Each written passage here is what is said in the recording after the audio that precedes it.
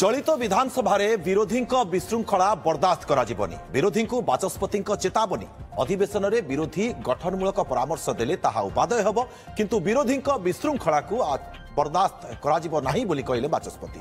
February 13 तारिख सप्तादश विधानसभा तृतीय अधिवेशन आरंभ हेब। 13 तारिख में राज्यपाल अभिभाषण प्रदान करेंगे। 14 और 15 तारिख में अभिभाषण संपर्क में आलोचना। चलित विधानसभा 28 दिन कार्यकारी स्थिर होइछि। या भितर 3 दिन सरकारी और 3 दिन बेसरकारी कार्यक्रम रखा जाइछि। अधिवेशन में बजेट आगत हेब। या उपरे मध्य आलोचना हेब।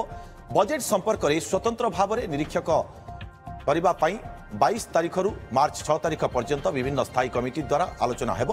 7 मार्च रे स्थायी कमिटी द्वारा रिपोर्ट उपस्थापन हेब। 10 मार्च ठारू खर्च दाबी संपर्क में हेब आलोचना। 29 तारिख में विनियोग बिल उपरे उपस्थापन हेब।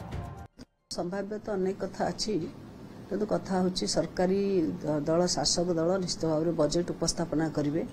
विरोधी दलंकर जदि कौनसी विषय रे जदि सेमानंकर किछि विषय उपस्थापन करिया थाए से गठनमूलक परामर्श देले ता निश्चित भाव में उपादेय हेबो एवं गठनमूलक एवं जदि विरोधी माने जदि किछि विरोधाभास ये करती उच्छृंखलता करती ताले चलित विधानसभा चलित सत्र में उच्छृंखल को बर्दास्त करा जीव नाही।